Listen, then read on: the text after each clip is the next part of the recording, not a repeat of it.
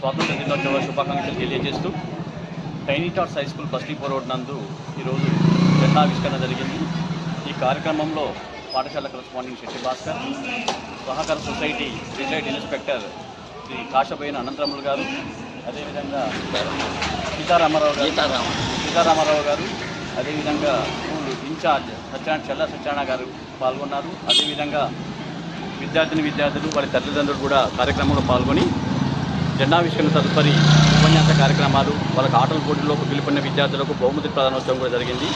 ఏది ఏమైనప్పటికీ కూడా మన జాతీయ పండుగలలో ముఖ్యమైనటువంటివి ఆగస్ట్ 15 ఒకటి మరియు 26 జనవరి.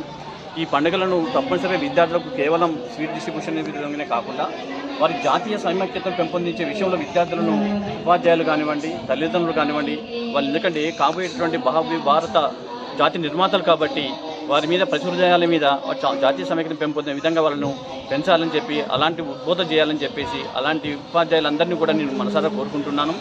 ఎందుకంటే దాదాపుగా ఈ 80 సంవత్సరాల నుంచి భారతదేశం సాధించినటువంటి ఎన్నో ఉన్నాయి. అయినప్పటికీ కూడా ఈ భారతదేశం ముందు అనేకమైన సవాళ్ళు మనం ఇప్పుడు ప్రబలుతున్నాయి. కాబట్టి అవన్నీ దృష్టిలో పెట్టుకొని భారతదేశం ప్రపంచంలో కూడా ముందుండాలని చెప్పి మనసారా కోరుకుందాం. ప్రతి ఒక్కరం కూడా మనం నడుము కట్టుకుంటే ఆ స్థితికి చేరుకుంటామని చెప్పి మరొకసారి విన్నవిస్తూ అందరూ కూడా 80వ స్వాతంత్ర దినోత్సవ శుభాకాంక్షలు తెలియజేస్తున్నాను. Thank you.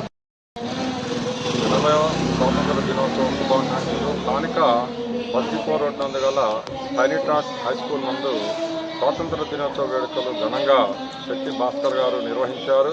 ఈ కార్యక్రమంలో భాగంగా విద్యార్థినులు అందరూ పాల్గొని ఈ కార్యక్రమాన్ని విజయవంతం చేశారు. ఎందరో దేశభక్తులు సాధించినటువంటి ఈ స్వాతంత్ర ఫలాన్ని మనం ఈరోజు అనుభవిస్తున్నాం. నాకెందుకులే అనుకుంటే ఈరోజు మనకి స్వాతంత్రం వచ్చేటువంటి పరిస్థితి లేదు.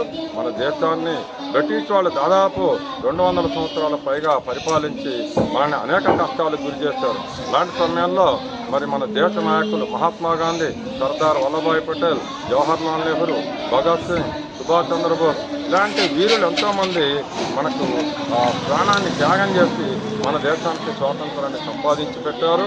ఈరోజు మనం ఇంత హాయిగా స్వేచ్ఛగా జీవిస్తున్నామంటే అది స్వాతంత్ర ఫలం. అలాంటి స్వాతంత్ర ఫలాన్ని మనం కాపాడుకోవాల్సినటువంటి బాధ్యత మనందరిపైన ఉందని తెలియజేస్తూ ఈ అవకాశం ఇచ్చినటువంటి ప్రిన్సిపల్ సార్కి ధన్యవాదాలు తెలియజేస్తూ ఇద్దరితో నా యొక్క ఉపన్యాసాన్ని ముగిస్తున్నాను.